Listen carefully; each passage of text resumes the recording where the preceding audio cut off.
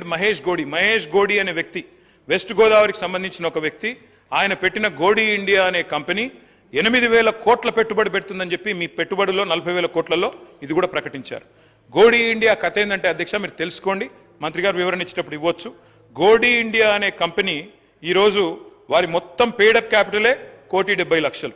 ఆ తర్వాత 31% షేర్లు ఒక 50 కోట్లకు విక్రయించారు. మరి మొత్తం ఈ రోజు చూస్తే వాళ్ళ యాన్యువల్ రిపోర్ట్ చూస్తే అధ్యక్ష 27 లక్షల లాస్ లో ఉంది ఆ కంపెనీ. 27 లక్షల లాస్ లో ఉన్న కంపెనీ 1.7 crore పేడప్ క్యాపిటల్ ఉన్న కంపెనీ 8,000 కోట్ల పెట్టుబడి పెడుతుందని చెప్పి మీరు ఒప్పందం కుదుర్చుకొని అది 40,000 కోట్లు అని చెప్పి ఉదరగొడితే ఇది ఏ రకంగా కరెక్ట్? దయచేసి ఆలోచించండి. I'm not blaming the government.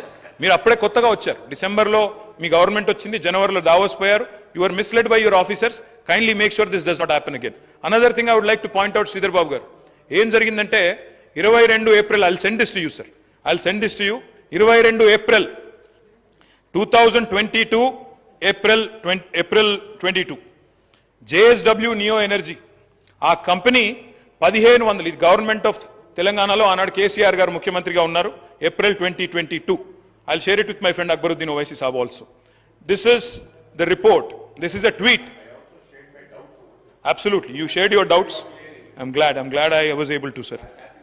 JSW energy ఇది వాళ్ళ ట్వీట్ సార్, ఇది మనది కాదు, పత్రికలు కాదు, ఇంకెవరో కాదు.